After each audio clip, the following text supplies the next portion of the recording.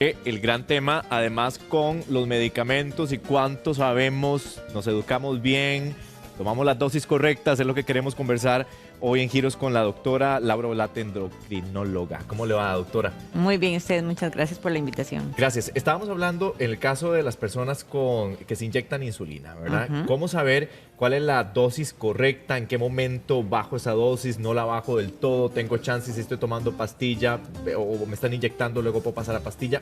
¿Cómo hacemos? Realmente, bueno, hablando de medicamentos orales, tenemos que incluir básicamente lo que son los diabéticos tipo 2. Los diabéticos tipo 1 son generalmente personas que empiezan a una edad más temprana y que requieren insulina en todo momento.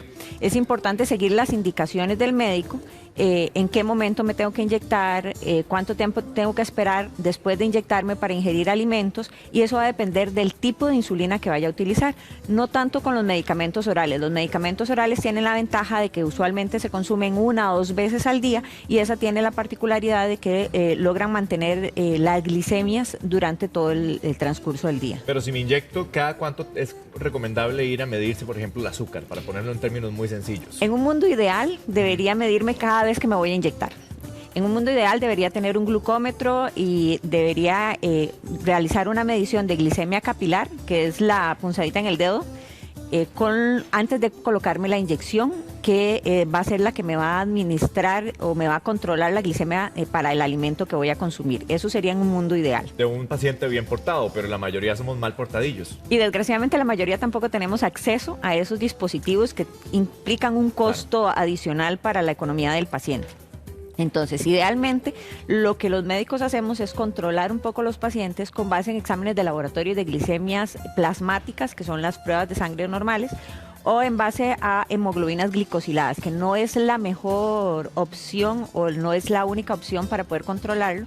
Sin embargo, nos da una perspectiva de cómo ha estado la glicemia del paciente en los últimos 3 meses.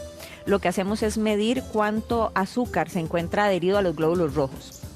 Y eso nos permite un promedio de cómo ha estado el paciente. Idealmente un paciente debería estar un paciente ideal entre 6.5 máximo 7. Bajo muy estrictas excepciones, principalmente lo que son extremos de la vida, se les permite tener hemoglobinas glicosiladas un poco más altas. ¿Qué pasa con aquel paciente que, por ejemplo, se inyecta 2 tipos de insulina y que en apariencia la enfermedad está controlada? ¿Puede evolucionar de esa inyección a pastillas o no del todo? Realmente lo típico que ocurre es más bien que los pacientes empiecen con orales y que posteriormente la enfermedad, desgraciadamente la diabetes es una enfermedad que es progresiva. La mayoría de ellos va a terminar en algún momento utilizando insulina. Sin embargo, existen excepciones de pacientes que tienen que empezar utilizando insulina porque tienen niveles de glicosilada muy alta, porque han perdido peso, porque están muy sintomáticos o porque tienen alguna otra complicación mayor que necesitan realmente utilizar insulina en ese momento. Y si son pacientes que se adhieren bien a la terapia, siguen adecuadamente las recomendaciones médicas, pierden peso, tienen una vida activa y una dieta adecuada, pueden eventualmente revertir esa condición y controlarse con orales, al menos por un tiempo prolongado. Doctor, hablando de otro caso, de personas con presión alta, por ejemplo, que de repente empiezan con una pastillita que una dosis es muy pequeña, pero no le está funcionando, ¿en qué momento debería aumentar esa dosis? La dosis de este tipo de medicamentos sí queda en manos propiamente de lo que somos los médicos. Es difícil que un paciente logre modificar la dosis por sí mismo sin la recomendación de un médico. Las metas terapéuticas, igual que en el caso de las diabetes, son muy específicas, alrededor de 130-80, 130-90 o 140-90, dependiendo de la población a la que nos estemos dirigiendo.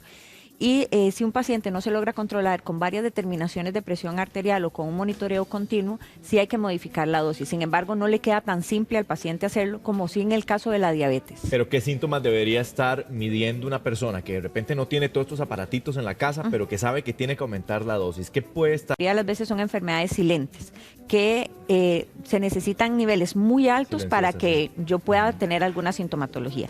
En el caso de la diabetes específicamente, los síntomas que los pacientes van a tener es que estoy orinando mucho, tengo mucha sed, paso muy cansado, tengo visión borrosa, puedo perder peso, y eso me indica que tengo niveles muy elevados. En el caso de la presión arterial puede ser algo más súbito que en el caso del azúcar. Y ahí lo que va a sentir el paciente es que tiene dolor de cabeza, que puede sentir náuseas, puede sentirse mareado, en algunos casos puede tener dolor en el pecho y ya en casos muy extremos puede tener algún evento ya severo que implique una hospitalización.